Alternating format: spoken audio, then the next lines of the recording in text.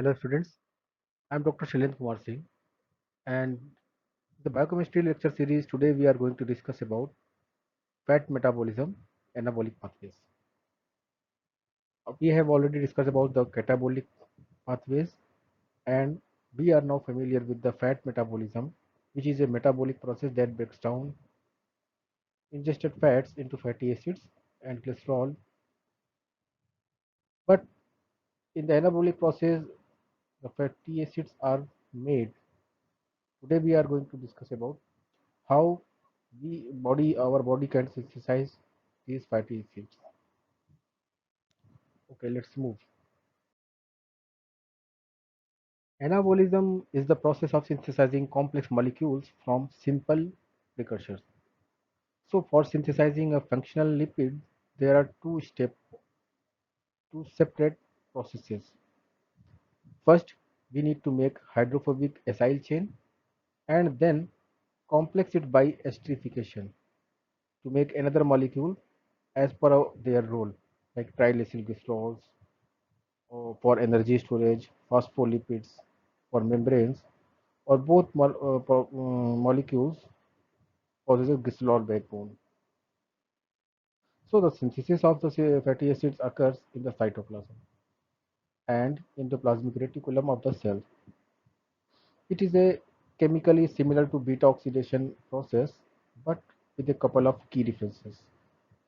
We will discuss about this in our next slide. This slide shows the key differences in between beta oxidation and fatty acid synthesis. As you can see, the first difference is the site. Beta oxidation occurs in the mitochondrial matrix, but fatty acid synthesis occurs in the cytosol. Furthermore, beta oxidation is activated by glucagon, while fatty acid synthesis is activated with the help of insulin. Beta oxidation catabolized the fatty acids in the case of low blood glucose, but fatty acid synthesis occurs when we eat much more sugar. So these are the basically key differences between the beta oxygen. You can go through this. Now let's move on to next slide. So fatty acid synthesis and degradation are mirror images process. So we can say that fatty acid catabolism and anabolism are reciprocally regulated in response to hormone levels in animals and fat. Beta oxidation converts storage fat, that is triacylglycerol, into small 2-carbon acetyl coenzyme, and that can be processed by the TCA cycle in a synthesis process, as you can see in this picture. So both are reciprocally regulated, and fatty acid in the beta oxidation, this acetyl coenzyme is produced, and this acetyl coenzyme A undergoes into TCA cycle and can produce fatty acid biosynthesis. Today we are going to learn about these things.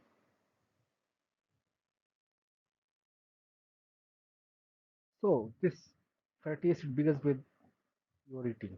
Whatever you eat, it undergoes into the digestion and break down into its components.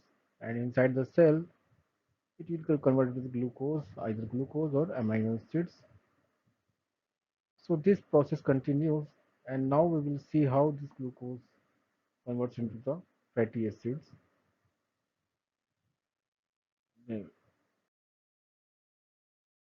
Fatty acid synthesis requires enzymes.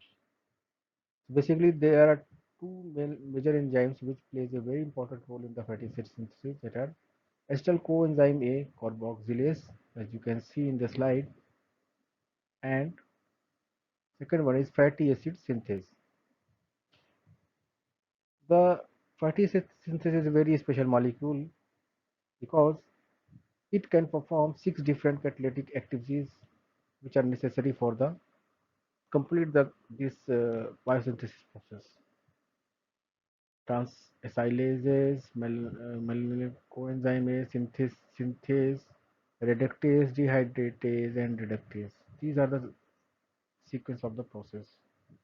As you can see in the picture, it contains various subunits, and which these subunits perform various functions. Okay, now let's move. Fatty acid synthesis occurs in the cell cytoplasm, and on the basis of their reactions, we can divide it, the fatty acid synthesis into three stages: transfer of acetyl coenzyme A from mitochondria to cytosol, activation of acetyl coenzyme A, synthesis of melanin coenzyme A, and then five-step elongation cycle of fatty acid synthesis via ACP intermediates. As you can see in the slide, transport of acetyl coenzyme A from the mitochondria occurs. It occur it comes. This is the cytosol. Suppose this is cytosol, and this acetyl coenzyme A comes from the mitochondria. And when it comes, it begins to build up. The two molecules can play roles in moving it into the cytoplasm, citrate and acetylcarnitine. We will see these things in the later class. And first they have converted the ACP, and similarly melanin coenzyme A, which is present in the cytoplasm, mixed with join the acetyl ACP and repeats this 7 times reactions and produce butyryl ACP, palmolizine and palmitate. As this is the condensation reaction which perform repeatedly to perform made a triglyceride. Now let's move on to the next slide. So this is the first step. As you can see in the picture, glucose and amino acid is produced and they undergo the glycolysis and produce acetyl coenzyme A.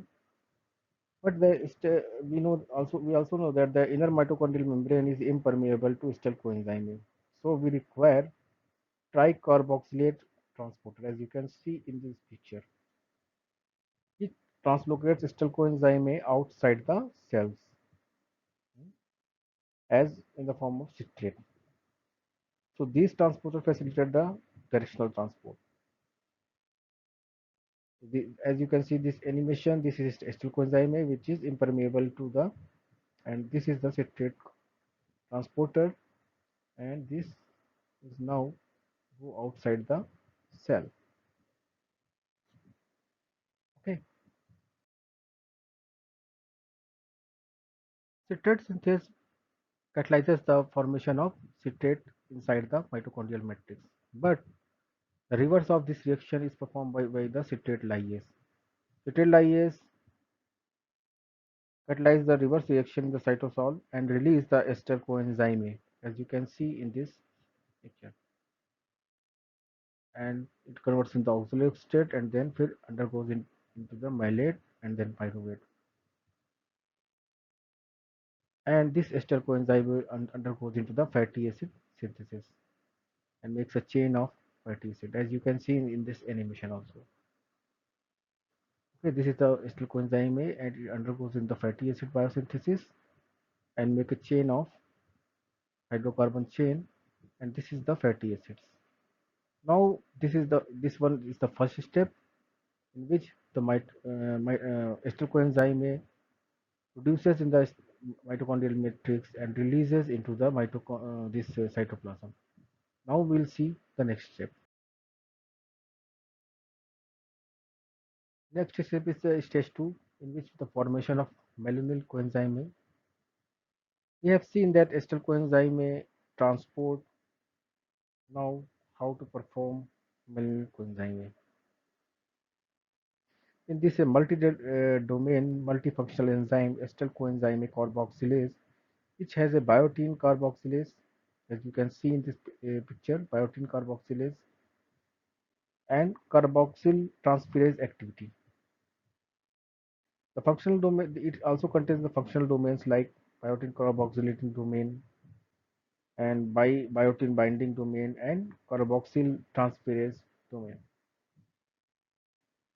So in the step 1 bicarbonate, uh, what happened in the step 1 of this reaction, bicarbonate join the biotin phosphatic group and attach to the ACC. Mhm. And carboxylation reaction occurs, which is driven by the with the help of ATP by biotin carboxylase activity of ACC. In the second step, it transfers the carboxyl group from the prosthetic uh, to acetyl coenzyme A, and this occurs by with the help of transfer carboxylation reaction. At the end of malenyl coenzyme is produced, which is need which undergoes the further reaction. Now fatty acids are synthesized by the fatty acid synthase through the repetitive condensation of two carbon units derived from the malenyl coenzyme. This is the animated version of the stage 2 formation of malenyl carbon coenzyme. As you can see, this is the enzyme and this is our acetyl coenzyme which is produced from in the mitochondria and released in cytosol. And with the help of ATP, it produces malenyl coenzyme. Now this malenyl coenzyme undergoes into the further reaction.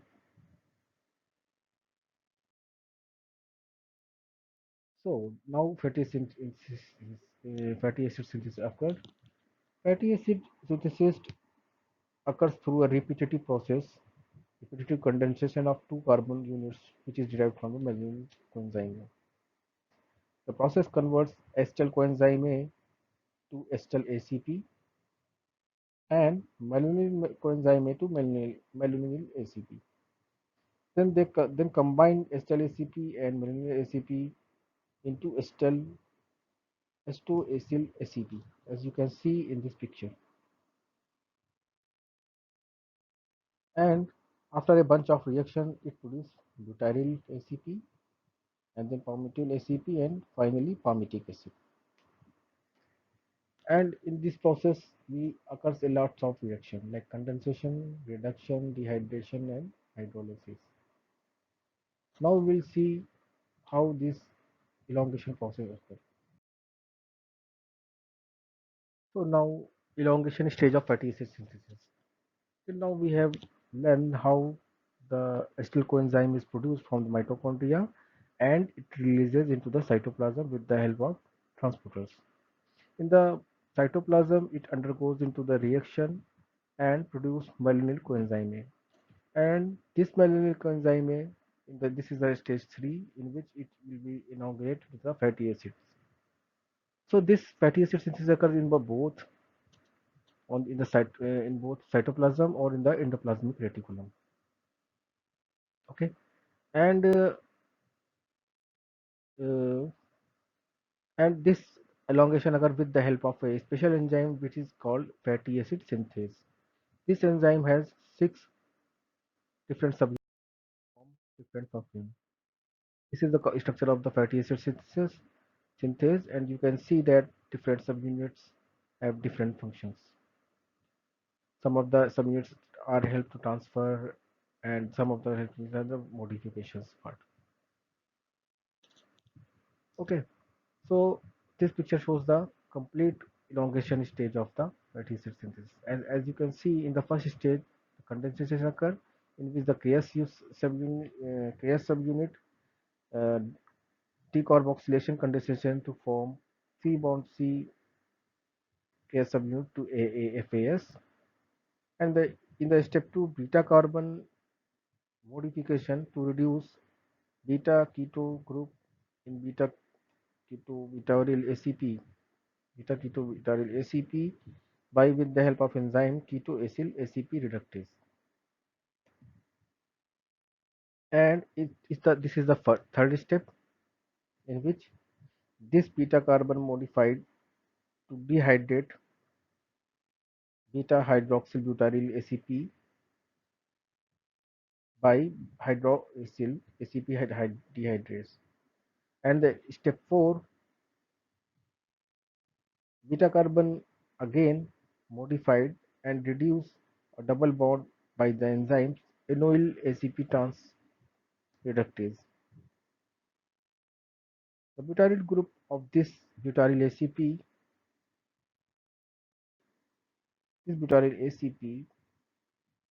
is translocated in the step 5 cysteine by beta ketoacyl ACP synthase with the help of this enzyme and removed ACP from the KS subunits. So CP now again recharged with another malonyl group by MAD domain of the enzyme. In the final step, hydrolysis occurs with the enzyme thioesters, which cleaves ester bond. Now the regulators of the fatty acid synthesis. There are this fatty acid synthesis is activated by citrate or dephosphorylation, insulin activated protein phosphatase, and it could be inactivated by the palmitoyl coenzyme A via feedback inhibition. This is the product of a reaction which for increases this formation, decrease the overall reaction. So this we call feedback inhibition or phosphorylation. MP kinase is an energy sensor. So regulator of actual fatty synthesis is the reciprocal regulation of beta oxidation. Malonyl coenzyme A inhibits CPT1 activity, so the fatty acid synthesis inhibits beta oxidation. High fatty acid concentration also suppresses the fatty acid synthesis by the blocking of malonyl coenzyme A formation, as you can see in this reaction, in this figure.